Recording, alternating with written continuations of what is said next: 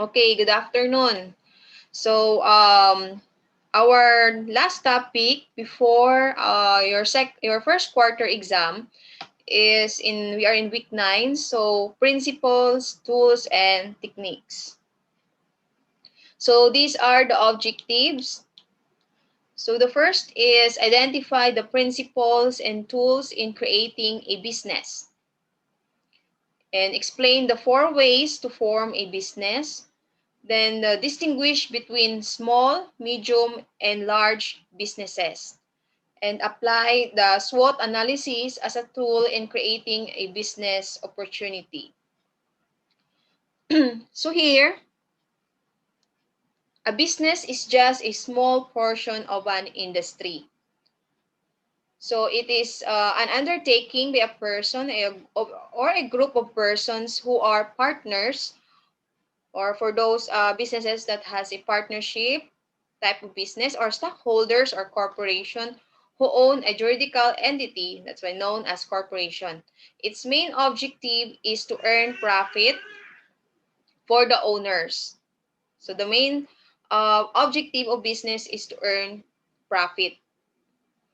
So, but then aside from earning profit, the main goal also of the business is to share the blessings or the profit to the back to the consumers.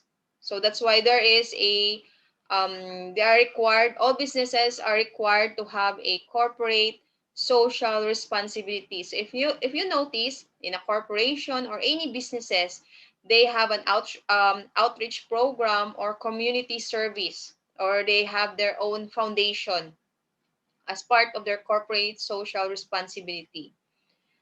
And an industry, on the other hand, is the aggregation of the different businesses engaged in the same line of undertaking. So, business is or firm. So, example, in hand. So, yung one finger is considered as business, and the industry is considered as the whole hand. So, yun. So, just a portion lang yung business ng isang industry or type of industry. So example, Celine has a business firm which is considered as part of country's shoe industry.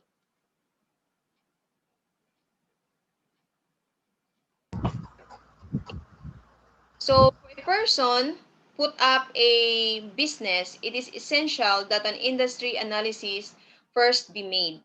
So before putting up a business or implementing a business, so there is a required or assessment. There must be an assessment of industry, or that's why they call industry analysis. It means while putting a small business, you analyze the whole picture of a certain industry. So one of these tools that is used is the SWOT analysis. So I will discuss it later on about the SWOT analysis. In SWOT analysis, it refers to the list of strengths, weaknesses, opportunities, and threats that the business faces. It is more of assessment of a certain type of business. So strength, weaknesses, opportunities, and threats. So that's the meaning of SWOT analysis. So let's go to the business organization. So actually there are 4 types of business organizations. So the first type is sole proprietorship. So from the word sole, it means or single proprietorship. So single, from the word single, isa or one. So this is generally the simplest way to set up a business. A sole proprietorship is owned by a single individual who is singly responsible for running the business.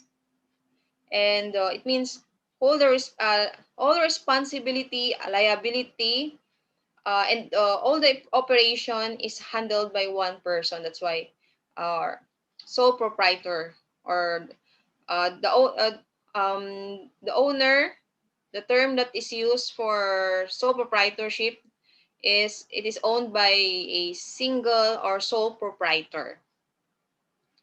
So the sole proprietor enjoys exclusive control and decision making as well. So if you are only one owner in your business, you are the one who can decide or you make your own decision. So whatever of that decision, for example, you want to expand your business, you want to put up another store. So it's your own decision since you are only one owner in that business. So as well as gets all the profits earned. So whatever income you earned from your business, it's your own profit. No one can share with. But however, as a single proprietor, he also shoulders all the losses. So if your business will lose or maglugi siya or suffer some calamities or that affects your business, so ikaw lang yung as a sole proprietor will shoulder all the losses. And you have unlimited liability. So you will shoulder all the unlimited liability that the business will face, which means payment of his loans will extend to his personal asset. So if may mga property siya, so it affects his personal asset. So if example, before putting his business, nag-loan siya sa bank. So however, yung business niya is hindi nag-click sa market and then shoulder all the losses. Nag-negative yung or nagka-net loss siya. So more ang expenses compared sa income. So therefore, he cannot pay all the liabilities and interest or yung loans niya. So therefore, yung mga if he has a property, so kukunin yun ng bank as part of the collateral na or yun yung kukunin ng bank para equivalent siya sa loans na kinuha niya sa bank. So, example of this sole proprietorship is example, Christine Store. Example, nag-loan siya sa bank worth 100,000. So, nag-okay ang store. However, nagka-losses kasi more ang liability ng mga buyer compared sa sa cash. So nagkalugi yung store ni Christine.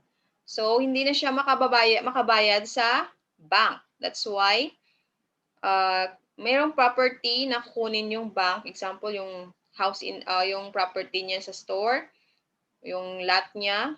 So serve as a collateral on her loan.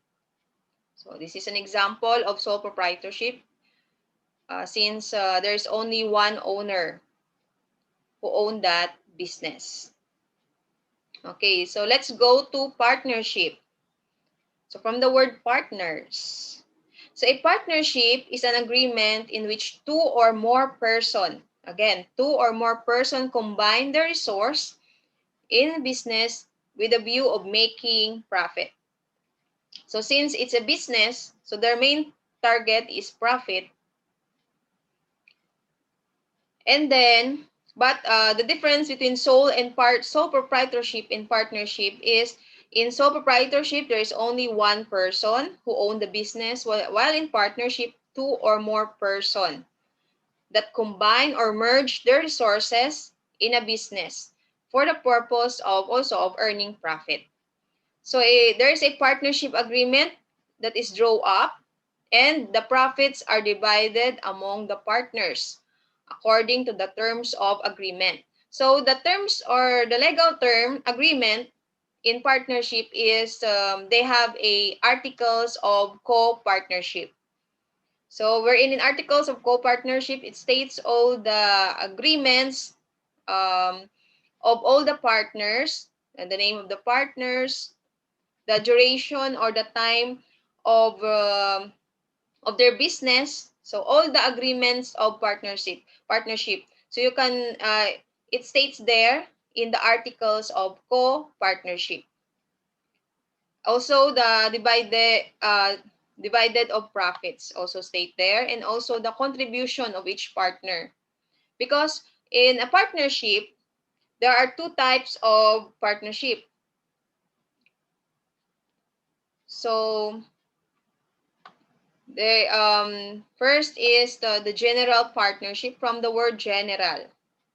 So in general partnership, all owners share the management of the business, and each is personally responsible for a must assume the consequences of the action of the other partners, of the other, sorry, order, other partners. So all general partners have unlimited liability, which means loan payments will extend to their personal property. So if ever they cannot pay their loan for their business, their personal property will extend or will include on the payment of liability. So take note, in general partnership, um, all the partners are responsible and all the liabilities, and all and they have all shares in the management. However, in limited partnership, in limited partnership, from the word limited, some members are general partners who control and manage the business and may be entitled to a greater share of the profit, while other partners are limited and contribute only to the capital and take no part in control of management and are liable for debts to a specific extent only. Okay, so in a limited partnership, there is a general partner and also has a limited partners. So in general partners, they have a greater share, at the same time has a greater control and manage to the business. And while in a limited partner, they are more limited only to the contribution of capital. And they have no part in control of management, and their liability is limited only to their specific extent or to their contribution only. So compared in general partner, that the liability of the business includes not only to their contribution but also to their personal property. But while in limited partners, their liability is until up to the contribution of their capital only. So there, if the business cannot pay for the liability, the limited partners cannot get their personal property as payment for the loan. Okay, so you can distinct the difference between general partnership and limited partnership. So in general partnership, all owners are called general partners. So they have all the rights and the control to the management. At the same time, they have the rights. They are all liable to the liability of the business, included their personal property. While in limited partnership, there is general partnership partners, and there is a limited partners. So the question is, ma'am, pwede po ba na yung limited partnership is lahat limited partners? No. Pero pwede na ang lahat in a limited partner, dapat mayroong kahit isang general partner. Okay? Hindi pwede in a limited partnership that all members are limited partners, because walang mag-a-assume ng unlimited liability if there is no general partner. Okay? So that's why in a limited partnership, it can be at least one general partners who will control and manage all the business operation and will shoulder all the liability. Okay? So that's the two types of partnership.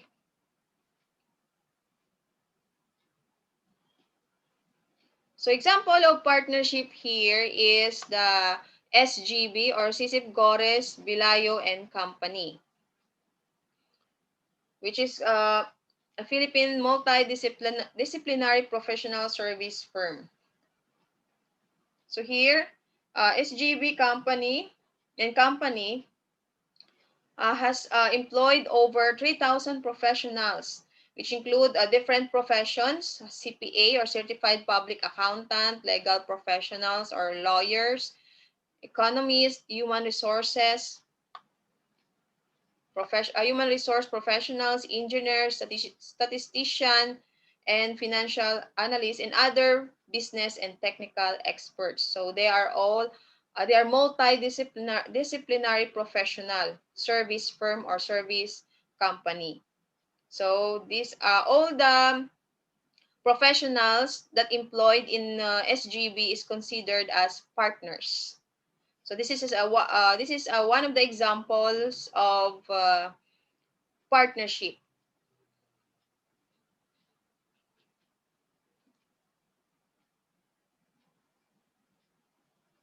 Okay, so let's go to corporation. So corporation is a legal entity that is separate from its owners, the shareholders. So no is personally liable. No one is personally liable for the debts, obligation, or acts of the corporation. So directors and officers can bear liability for their involvement with the corporation. Then legal entity of the corporation gives it an individual identity of its own.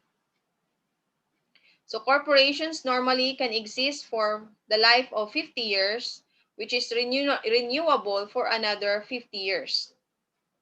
So here in corporation, owners have limited liabilities. So here, because in corporation is separate from its owners or shareholders. So the liability, if the corporation has a liability, it is for the corporation. And it is the owner is based on it is considered that his or liability is limited if it is under the corporation and his or her personal property cannot affected if ever the corporation will get lost or it will shut down. Okay, so the owners of the corporation is not affected with its personal property because corporation again is a legal entity that is separate from its owner. So the owners of this corporation is called shareholders.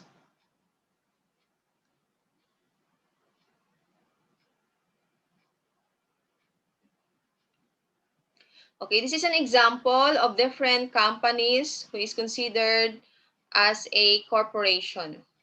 Okay, so these are corporations that are open in Philippine Stock Exchange, who is selling stocks or selling their shares to the public.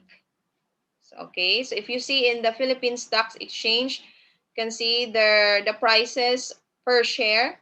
And if you're going to purchase, example, the shares of how many certain shares of BPI. So in that portion of share, you considered as an owner or stockholder.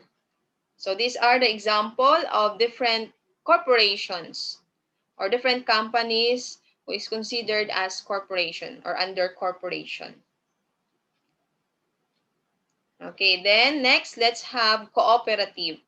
So cooperative is an entity organized by people with similar needs. So take note, a cooperative is a firm that is organized by people, and then with similar or same needs to provide themselves with goods or services, or to jointly use available resources to improve their income. So here you can differentiate the corporation than cooperative. So similar needs, then this is organized by people with the purpose also to use their available resources to improve their income.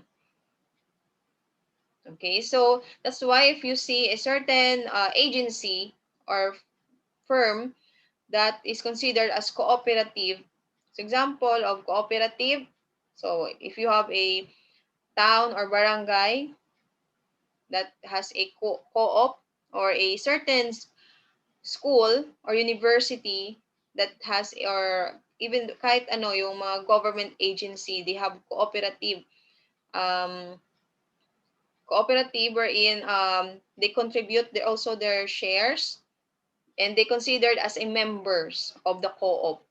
So in cooperative members, there have an equal say in decision making with one vote per member.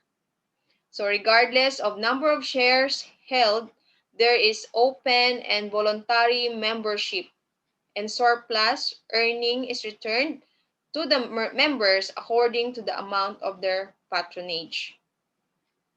Okay, so the greater yung share mo, yung contribution nyo sa co-op, there's a high percentage also ng profit or earning yung babalik sa iyo. Okay. And also, it is open and voluntary membership. So if you are, so example, in a certain office or agency, they create a cooperative. So their main goal is to use their resources or their contribution to put up, example, a financing type of business or financing, yung pautang. So, yung pautang sa mga members also. So, while using these resources, their cooperative also gaining profit. So, that's an example of cooperative. So, anytime you want to withdraw your contribution as a member of the cooperative, you can do it. Okay. So, these are the examples that I get on the internet of different cooperative. So example here, PLDT is a private entity. So they create a cooperative, which is PLDT Employees Credit Cooperative. So from the word credit, so it's a financing type of business. So they do financing. So I don't know if sino yung qualify for their credit. So siguro yung mga employees din ng PLDT. So wherein their contribution used for a certain business and gaining profit, then that profit will share it back to the members.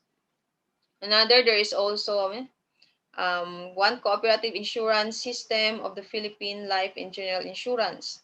Or also another is the NATCO.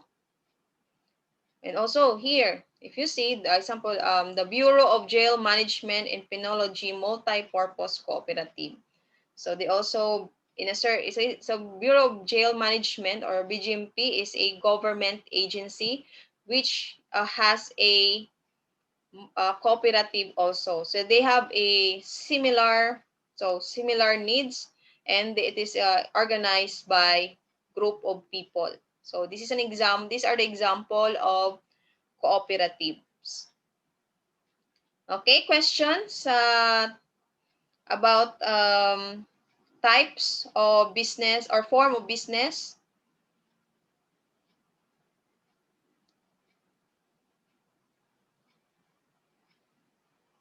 Okay, none. So I will proceed to the next topic, which is about small, medium, and large scale business. So in a business, again, there are different forms. We have the partnership, sole proprietorship, partnership, corporation, and cooperatives. So if you want to build your own business later on, so you have an option also. If you want to be a sole proprietorship, or you have a capital of your own and you want to be the owner of your business, so you can have your you can be a sole proprietor, or you can build a sole proprietorship business. And then later on, if you have your sole proprietorship business, and you meet your your example, your classmates. So wherein there is he don't have any type or any business, but you want to have partners with him. So you can merge as a partners, and it will become a partnership. Okay? Actually now, yung corporation, so nung dati, yung corporation na required nila is 15 dapat 15 na stockholder 15 members, or and then it is operated by ano yun, what you call, and also called as stockholders. But now, even though isa ka lang na owner, you can put up your own corporation as long you are qualified for the qualified capital for corporation. Okay, so again, in a partnership, by the way, it can be uh, a single proprietorship, and the partners, and naging partner siya with a person na walang business. So there are three cases of having a partnership. So those na single proprietorship na nag-join with a person na walang business. Another case is a person na walang business and another person na walang, or group of person na walang business, then they plan to build their own partnership. And another case, the last case is yung may single proprietorship, or na may existing, or yung tawag yun, may existing business, and another single proprietorship, or may existing business na nag-join sila to build a partnership. So that's the existence of partnership, or cases that happen in building a partnership. So next, in a business, there are different scale. It can be small, medium, or large scale. So it is also important to study also the classification of businesses as to the size based on the worth of business asset. So here, in a business, when you say scale business, it measures the net worth, or I mean the business asset. For any form of business organization, the business must be registered with the appropriate government agency. Okay, so before I will discuss this, I will present to you how to qualify a business if it is small, medium, and large scale. Okay, so here, so recently the RA 9178, or known as Barangay Micro Business. So let's continue. So here,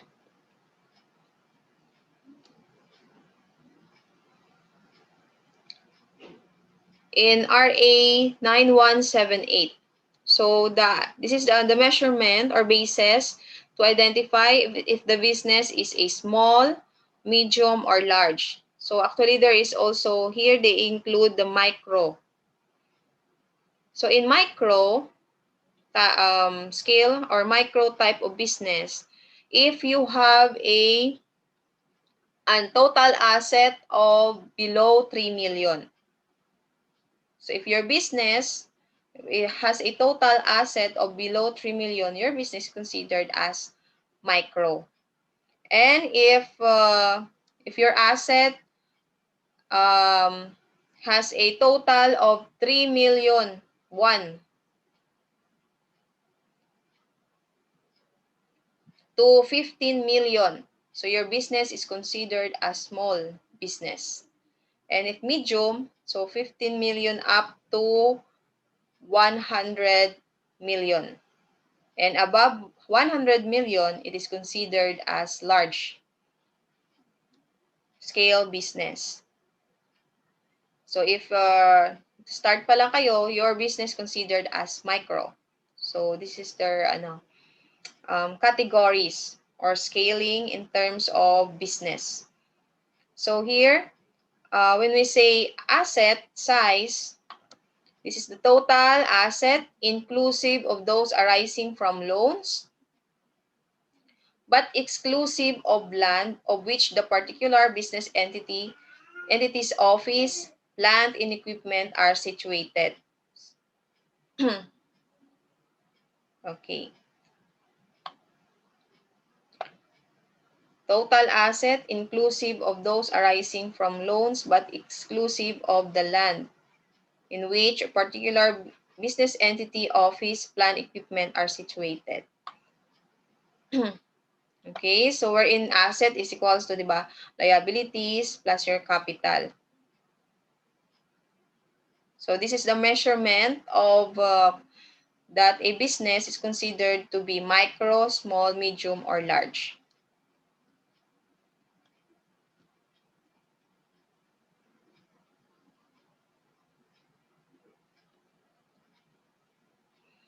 Okay, so for any form of business organization, the business must be registered with the appropriate government agencies. Excuse me. So, di ba, if you are going to start your own business, you are required to register your name sa Department of Trade and Industry, then kukuha kayo ng permit sa ng mayor's permit in your certain locality where your business you're planning your business to put up, and then you are required to register your business to the or apply it to the to the BIR or Bureau of Internal Revenue for the taxes. So because aside from having registered it to DTI as part of the protection also to the buyer and seller, you are required as a business, you are required to register it to the BIR for the purpose of taxes. But then if your business is small, they have also limitation in terms of taxes. So in the case of sole proprietorship and partnership, again, as sole proprietorship and partnership, they are required all that 100% must owned and capitalized by Filipinos. So hindi pwede dito yung mga foreigners or aliens na mag-operate or mag-put up ng sole proprietorship and partnership. So it must be owned and capitalized by Filipinos. So what if yung foreigner mag-put up ng business? So make sure na change siya ng citizenship into being a Filipino in order to operate a business. If wala, he or she can find a Filipino who can register his or her business as owned by a Filipino. Okay, so for a corporation, the requirement is that at least 60% of outstanding capital stock must be owned by Filipino citizens. So business activity conducted, so it means 60% are owned by Filipinos, and 40% of outstanding capital stock can owned by a foreigners or aliens. So business activity conducted may be within major sectors of industry, services, practice of profession, or operation of tourism-related business and agribusiness. Okay, so these are the qualification in operating a business or owning a business. So sole proprietorship and partnership, again, dapat pure lahat ng owner or partners are Filipinos. While in corporation, at least 60% of the capital stock is owned by Filipino. So yung mga foreigners or foreign people naman or aliens or citizens, they can own a maximum of 40%. So kahit when you say at least, so it can be 70% or 90% must own by Filipino citizen. Pero yung mga foreigners na mag-own ng capital stock sa corporation, hindi dapat sobra sa 40%. So it can be 30%, 20%, or 10% shares. Okay?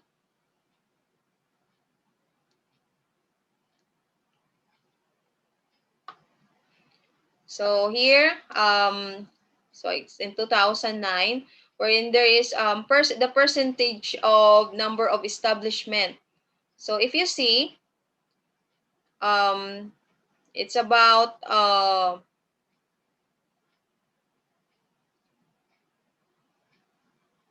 okay, in 2009 there are 780,437 business enterprises operating in the business. Imagine.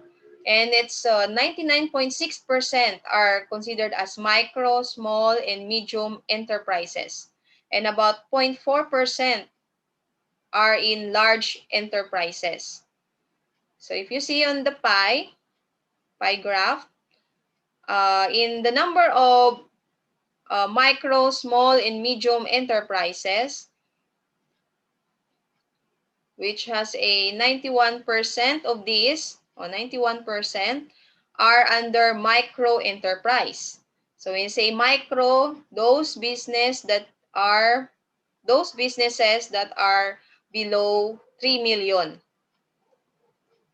are engaged in this type of business, so micro enterprise. And about 8.2% are small enterprise. So imagine, above 3 million to 15 million of assets. So konti naman talaga yung small enterprises. And about 0.4% are medium enterprise. Okay? So it means madami dito sa Philippines. So in 2009 ito, wherein yung big share in terms of number of establishment is under or engaged in micro enterprise. So in terms of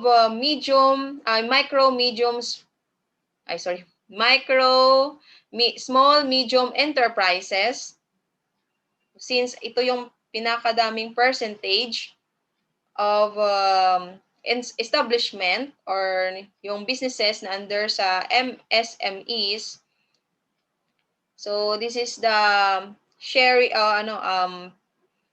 percentages naman or those establishment or businesses in different spread in different regions.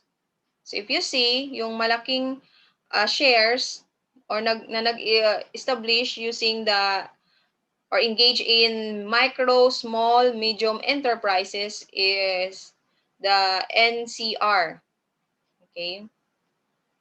And then yung konti lang na is the Western Visayas, okay, in Region 6. So yung those na majority of MSMEs can be found in NCR.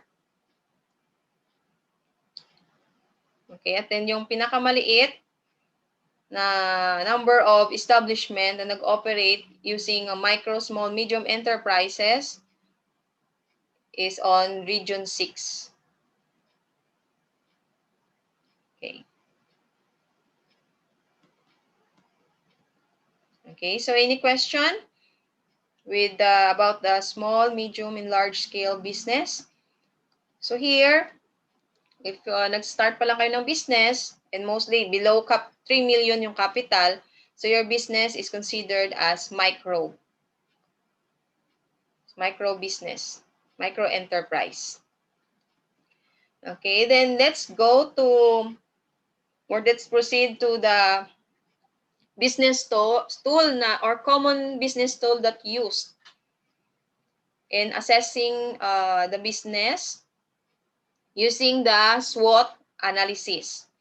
So SWOT analysis here is a compilation of company strengths, weaknesses, opportunities, and threats, wherein the primary objective of SWOT analysis is to help organizations or businesses to develop a full awareness of all the factors involved in making business decision. So before you generate your own or plan for your own business, first you must have a assessment with the internal or within the company or within your business, and the external or outside your business. That's why SWOT, strength, weaknesses, opportunities, and threats. So it is for the purpose of business decision. So using your SWOT analysis, it helps to discover recommendations and strategies. So that's why SWOT analysis is also the common tool that used, or the simplest tool that is used in order to generate a recommendation and business strategies with a focus on leveraging strengths and opportunities to overcome weaknesses and threats. So this is an example of the personal SWOT, or sa sarili mo lang. You can apply SWOT analysis in assessing yourself also of with regards to your plans later on after you graduate for your in your senior high school. You can apply this or assess yourself using the SWOT analysis. So before I proceed to the SWOT analysis in applying for the business, I will let's have the personal SWOT analysis. So example here, you assess yourself or you assess your strength. It's on the positive side, your strength. So your dedication on your work, you have integrity, hardworking, empathy, goal-oriented, creative. So these are your um, strength as a person. And what are your weaknesses? It's on the negative side of yourself. Failure. Your problem with you're afraid of your failure. And then yung focus mo is you cannot focus easily, especially if there are problems or issues that that you might encounter. And then bashful, you are feeling anxious and impatience in your job. So these are your weaknesses, or your what you call your negative character. So it's on the negative or bad side. So these are your weaknesses that you want to overcome. So these are your strength and weaknesses is considered as the internal factors or within yourself. In external factors, from the word external, outside of yourself. So on the positive side, or equivalent to the external, is your opportunities. Being positive, what are the possible opportunities that awaits you? Okay, so here, example, you will proceed after you graduate in your senior high school, you will proceed to college and you are waiting for a college graduation. So these are your goals. And then there's an opportunity to graduate in college. And also develop a networking or socialization, so or connections with different type of people. And also there's opportunity for internship, or there's an opportunity for internship abroad, so opportunities. And also on yourself, outside your goal or opportunities, there is a professional references. Since you have a good character and you have many connections, there's opportunity for professional references that after you graduate, you have many connections or considered as your references for your job, applying for job opportunities. Okay, and also there is an opportunity to have your own business. Okay, so these are the opportunities. It is for the external factors. And for the strengths, for the threats,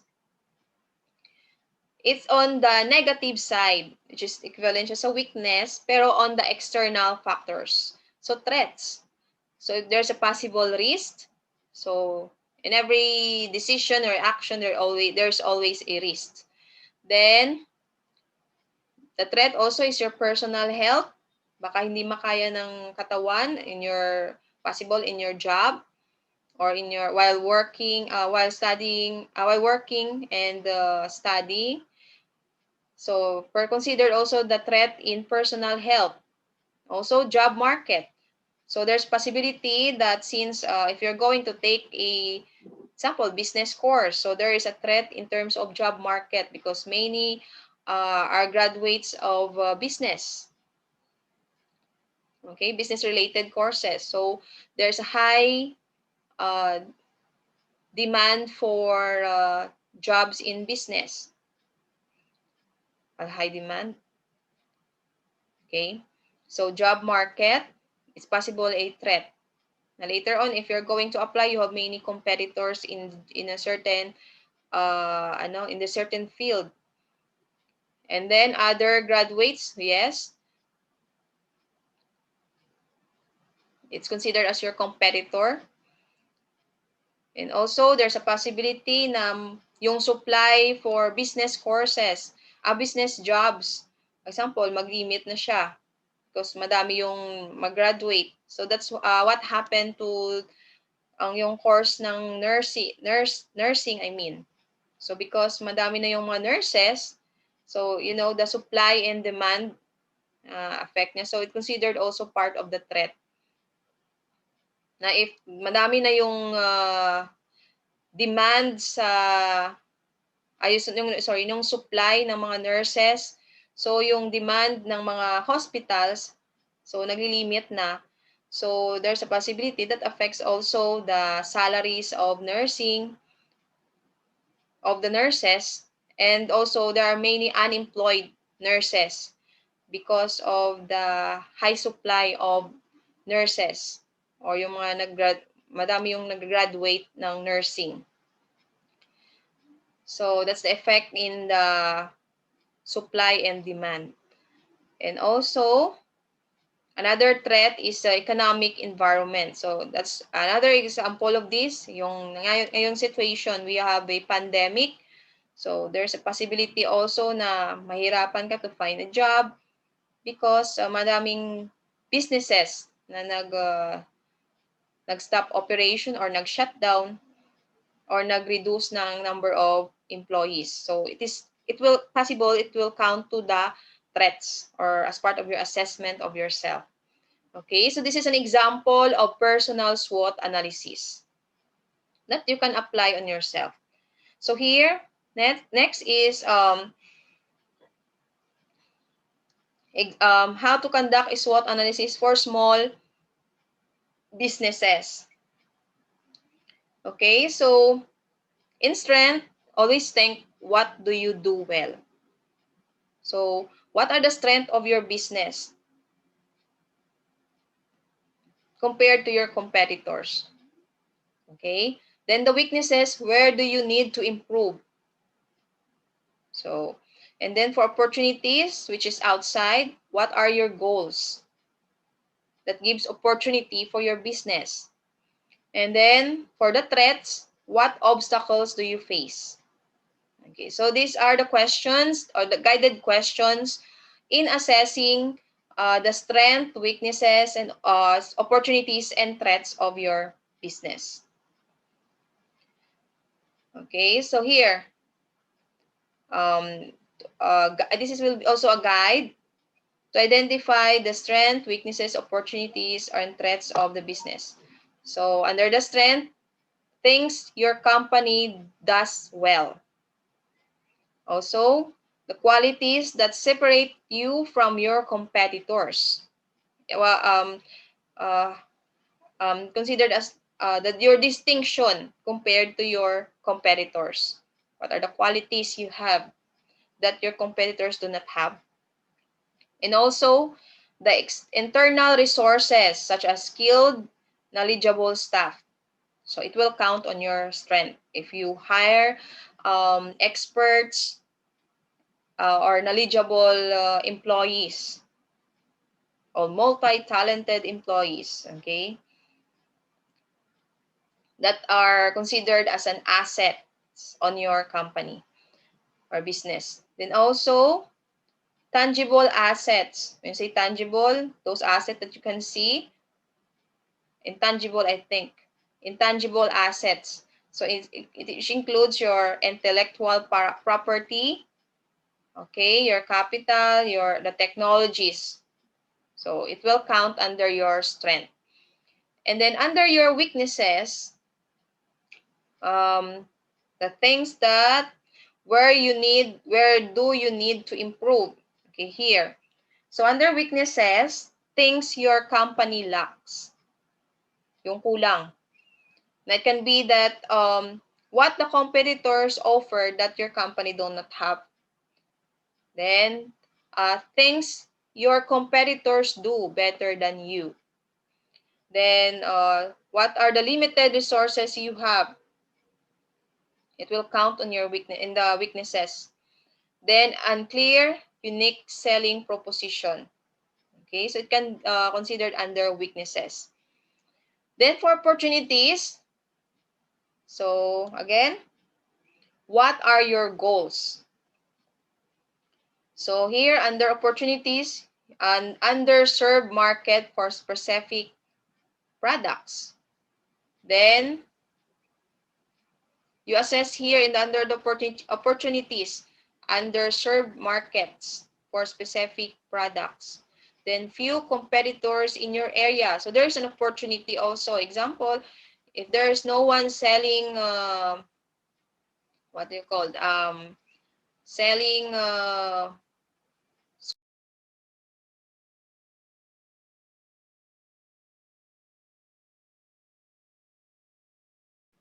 okay. Pasensya na lang, class, kasi nagluluko yung internet ko. Okay. Andyan pa ba kayo?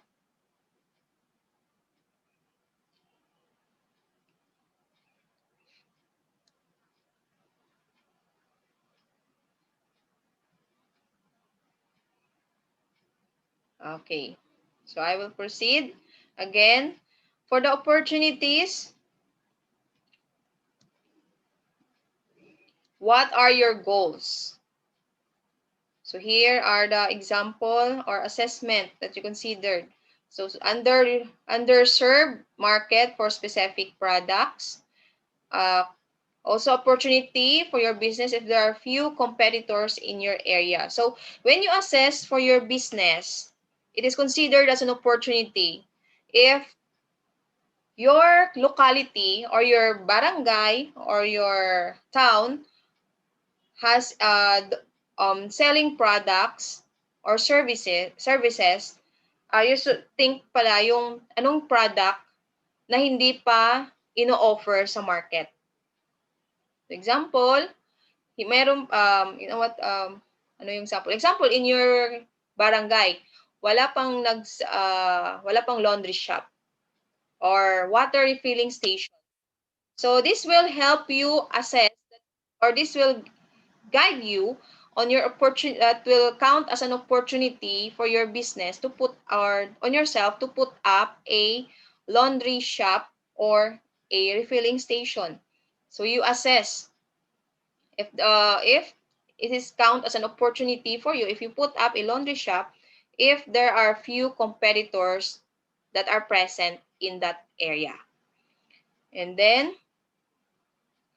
emerging need for your products or service. So if there is an emerging or urgent need for your product or service. So example, if you are engaged in a research or in a pharmaceutical company and ngayon yung hinahanap is ang vaccination for COVID-19. So there's an emerging need for a vaccine. So, opportunity for those na gumagawa ng mga drugs or medicines. Okay? And also, um, if you have a computer shop, so, or those na, or nagsisell ka ng mga laptops or mobile or cell phone, so there's an emerging need of your product or service. It's because yung top ngayon is online class. Lahat ay need ng internet or laptop or cell phone para sa online class. So it serves as an opportunity. That's why if you notice when you go to mall, so there's a high, na-notice nyo yung prices ng laptop, so ang mamahal. So, yung laptop, mostly noon, mayroong 16,000, or netbook may 16,000, 25,000, maka-laptop ka na. Ngayon, if you check on the mall, yung prices ng mga laptop, yung pinaka-mura is started from mga 30,000, yung maximum 65,000. So, yun. So, because of the high demand ng laptop or cellphone, so nagmamahal din yung price. Again, sa law of sa supply and demand. Okay. So, if there's an emerging need of your product and service, so it serves as an opportunity. So, then also the press or media coverage of your company. So, now, yung uso ngayon is not only press or media to promote your product, but also using social media. So most of businesses now engage in online business. Okay? So lahat pwede nang magbenta online. That's why na in-implement na magkaroon ng tax yung mga online sellers. And dapat ni-require na DTI na if you're going to post a certain product online, dapat daw may price na, hindi na PM is the key. Okay? Next is the threats. So again, your strength and weaknesses are the internal factor, while opportunities and threats are in the external factors. Okay, so under the threats, so let's go back. The threats, what obstacles do you face? What obstacles do you face? So the obstacles do you face while operating, or if you're going for a business, consider the emerging competitors. Your competitors can be newly entrants or those nagsa-start pa lang, or those na nagpa-plan pa lang mag-business, or those existing businesses are considered as your emerging competitors. Those competitors, when si competitors, yung mga businesses na medyo similar or same sa product na binibenta mo. Okay. So, another is changing regulatory environment. So, there's possible of threats. So, example, mga influence of or mga implementation ng ng government office, yung mga implementation ng government. Okay, implementation ng DTI, implementation ng BIR. So, example, mag-increase yung taxes sa ganitong type of business. So, there's a possibility of threat. Or medyo mag-strict sila sa requirements ng pag-apply ng business. So, possible threat doon. Pero now, medyo using online naman, so medyo naging easy naman yung pag-apply in applying for business. So, changing regulatory environment. Also, another under sa threat is considered also the negative press or media coverage. Okay, that will give negative feedback to that example in that industry. And also changing customer attitude towards your company. Okay? So minsan yung switching mode ng consumer, or it can be okay, merong nakita silang example buhok sa sa pagkain, o yung word of mouth, so nagka-transfer yon. So it changed consumer attitude towards your company. Nasa sige, wag na tayong kakain doon sa ganitong restaurant. Meron pa lang nakitang So it can be, and also it involve also to the negative press or media coverage. So ibalita, or even though kahit yung yung social media also include to the threats. 'Di ba? Yung mag-trend, okay lang yung mag-trending siya on the positive side, pero kung negative yung balita na mag-trending, so yun, it change consumer or customer attitudes or perception about your product or about your company. Or it can be na in your company, mas suplada at suplado yung mga employees nila. Okay? So it count on the threats. So yung word of mouth. Okay? Then also you may include also the threats yung mga calamities. So that might affect your business. So now, yung COVID-19, so it can count to the threats which affect your business. Okay, so here, if this is an example of SWOT analysis of 7-Eleven in Indonesia.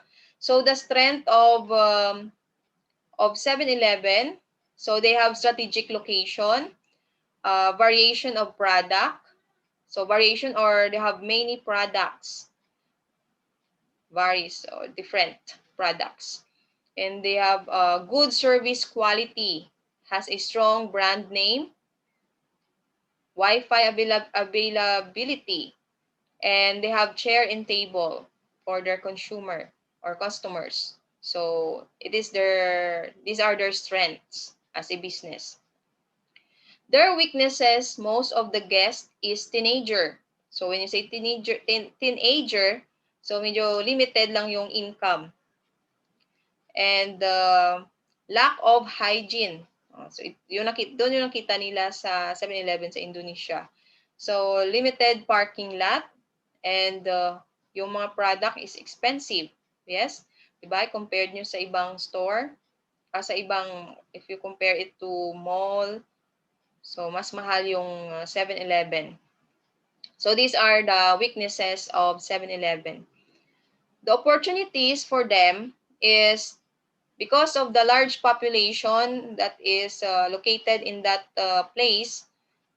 So there it is considered as an opportunity. So again, if there's an increase in population in an area, it gives an opportunity also to businesses, because there are many consumer or customers that can buy their product. Okay? So they consider yan as an opportunity. So that's why some companies, which is from other countries, they look Philippines as a good for investment because of the increasing in the number of population. Okay, that's what happened in a Japan company or that are selling skincare product. So instead of they explore, or they expand their business from Japan to Philippines, because they saw that the population of the Philippines is increasing. So it means there is a high demand for that product. So it's part of the opportunities. And then high technology, and then goodwill. Then another opportunity is 24/7 open. And they offer leisure activities such as concerts. So, okay. So I don't know kung mayroon sa Indonesia ito eh. And then for threat, there's a tight competition with other convenience store. Yes. Okay. There are many convenience stores that offer lower prices compared to their product, compared to their price, to their there are many competitors who selling products with lower or lowest price or low prices. And then another threat is the price. The price is too expensive,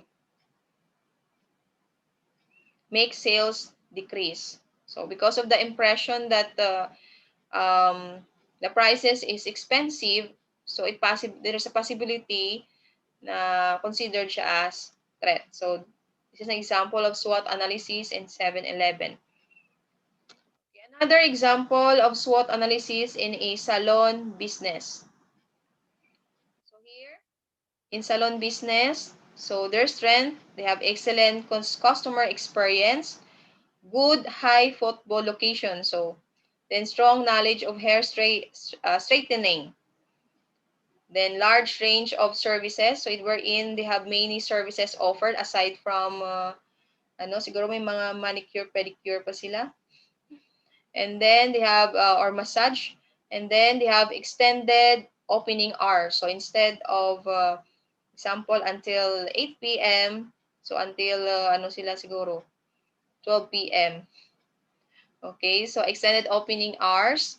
And then their weaknesses, not having enough internet marketing experience. So they do not, since now online na lahat, so their weakness is not having enough internet marketing experience. So hindi na masyado nilang ine-expose yung business nila to the internet or using the social media.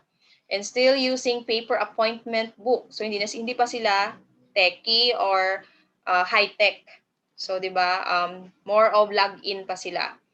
And then lack of capacity. Siguro they have limited area to cater for their customers. Then flexibility of staff working hours. So another weaknesses. And then salon needs refurbishment. And then no online appointment facility. So because now very na yung online. So for those na hindi na maghintay, they do online appointment. Okay? So these are their weaknesses. They are not more of engage in online. And then for the opportunities of their business for salon, so good internet opportunities. There's a strong market growth. So there's possibility of strong market growth if marami yung need na magpaganda, or the salon type of business nagbo-boom siya or nag-i-increase yung yung capacity, or nag-expand yung salon na type of business or what you call service. Then development of packages. So there's a possibility of opportunities also to develop other packages that can offer to the consumer or customers. Okay, there's an opportunity for male barbering or grooming. Okay, so this considered as their goal or opportunity for their business. Then local business partnership. So they can create a partnership with other businesses that might increase their customers. Diba? Ngayon may mga online portals na or apps na they can have a partnership with. So, diba, mag-download ka ng app and then you can have a booking or, diba, using example, yung mga Shopee, okay, they have a partnership with different types of sellers. So, it will count as an opportunity. Then, more people booking online. So, this considered as a goal, part of the goal of the business. Then, stock organic products. So, since now yung mga tao or customers are more of using organic, 'di ba? Kasi mas maganda yung effect ng organic products compared to chemical products or those na may chemicals. So they prefer to have to use organic products. So this give an opportunities to the salon to offer that kind of product. Then also the threats. Internet marketplaces, there's a threat wherein everyone in a market have an internet. Then home visit stylist and beautician. So yung iba mayroong home service. So instead of going to a salon, there's someone who can do a home service. So this will count as a competitor. And then also new salon opening in area. So competitor pa rin. Then there are competitors that offer discounts. Count siya as threat. And cost of having the best stylist and technician. So because some of the stylists are those in demand na or those kilala na. So there's a possible threat also that they will spend more if they will hire a best stylist, so it will serve as a cost or expense on their company. So there's possible threat. Diba? If you are going to hire a best stylist, it will count on your strength. But if you're going to pirate another stylist to other well-known company or well-known salon, so it will serve as a threat. It will serve as a threat that it will count as a cost or expenses if you're going to hire that stylist. Okay, another example is a SWOT analysis of a fast food industry. So here, for fast food, so assuming the Jollibee, McDo, okay, their strength is quickest serving time among other food industry, di ba? In fast food, and it is a cost-saving or systematic food preparation. So it is systematic because if you notice, the food that they are served is parang nagko-connect lang. So in Jollibee, they have a burger steak, burger. And then yung patty nila, ginagawang burger steak na yon. Yung gravy ng KFC, ginagawang soup, 'di ba? If you notice. So it's part of cost saving or systematic food preparations because all ingredients of their product are all measured na, naka-standardize na. And also, there's a wide range of food option or choices that you can choose. And also, customization of meal serving tailor fit to consumers' appetite. Actually, those fast food industry, if they're going to expand in other country, they adjust to the consumer's appetite. Okay? Kung dito sa Philippines, yung gusto ng Pinoy is yung medyo sweet yung spaghetti. So, sa ibang bansa naman, iba yung yung taste ng spaghetti. So, it suit on the consumer's appetite. So, then also they have flexibility on preparing food time. And then they have the weaknesses of having a fast food industry. Product development for new offering takes too long. It does not change product often. O, diba? If you notice, same products yung in-offer nila. So, sometimes they offer new product pero seasonal.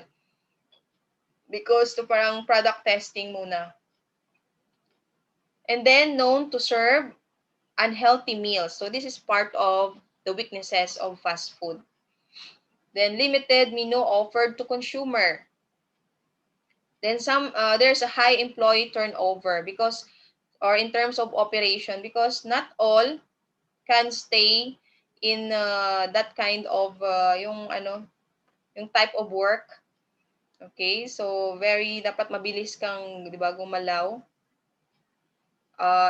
That's why, and then so fast food industry, yung iba, nag-work lang for a part-time job or they want to earn income temporarily while waiting for another job. Okay, so that's why there is a high employee turnover or marami yung counts or marami yung numbers of yung nag-resign.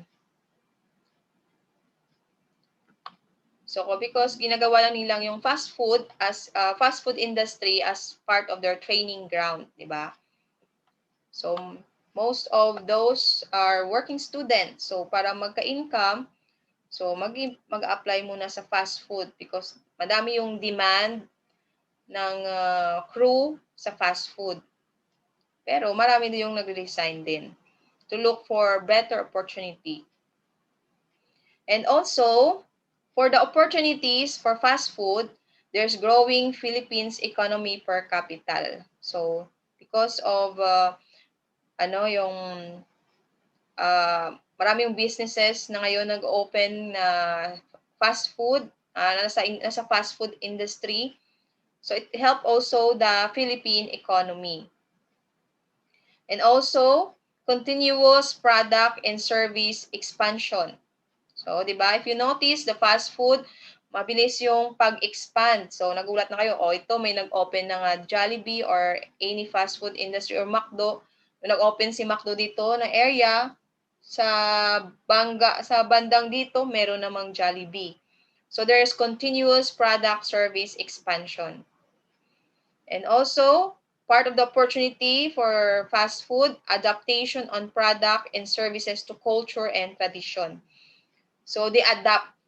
So, yung fast food is highly adaptable to the culture and tradition of a certain country. So, it is considered as an opportunity to adapt. Okay, so, example, in the Philippines, di ba, iba yung lasa ng chicken nila compared sa lasa ng chicken doon sa, example, sa Vietnam. So they they adapt the taste at the same time yung culture. So example, so if there's a Jollibee in Saudi, so they will not provide a certain product na may pork, diba? Kasi bawal doon. So because every businesses should respect or should study also and respect the culture and tradition of every locality or every country. Because once nga you did not adapt the culture and tradition of a business, of a country or a place, so it might greatly affect or it gives an negative impact sa business mo. And also, for the threat of fast food industry, there's a consumers look for healthier lifestyle. So if you notice, yung weakness ng fast food is serve unhealthy meal. So yung threat is there are consumers who are looking for healthy foods. There are many consumers are practicing or healthy or health conscious. So they're looking for healthier lifestyle, or there's a greater demand of consumers that are adopting a healthier lifestyle, diba? Instead of eating pork, they are more of vegetarian, okay? And also industrializations. And then another threat is high number of foreign companies entering the fast food market versus local brands. Ganun. So it is part of considered as threat on the competitor side. And then non-compliance of sanitary standards. So on the part of the legal side or on the part of the government. Okay, so you should comply with the standards set by the government. Okay, so since we are talking about food, there there is standards in terms of sanitation. So here in fast food, there are the threat is the non-compliance for sanitary standards. So because once you failed, there's a possibility of the threat na mag-close yung business. Okay, so these are the example of different SWOT analysis in different industry. Okay, that's the end of our topic for week 9. So for those who have immersion, so on the second quarter, 'di ba, meron tayong requirement to prepare a SWOT analysis of your business. So you can apply this on your immersion, on your business plan. So as part of the business plan, SWOT analysis is needed to assess your business. And then in creating strategies, 'di ba? In creating strategies as part of discovering using SWOT analysis, discover the strategies. So you can use strategies using SWOT through TOS, using the TOS matrix. So I will not discuss to you the TOS matrix because medyo advanced na siya. So here, SWOT analysis na lang as part of the assessment of the strength, weaknesses, and opportunities of a business. So this is serve as a guide later, or it serve as a guide for on the planning stage of the business. So sa planning pa lang. So this will help in generating recommendation and strategies in order to improve or to lessen the risk, at the same time the risk and the problems that might encounter in the future.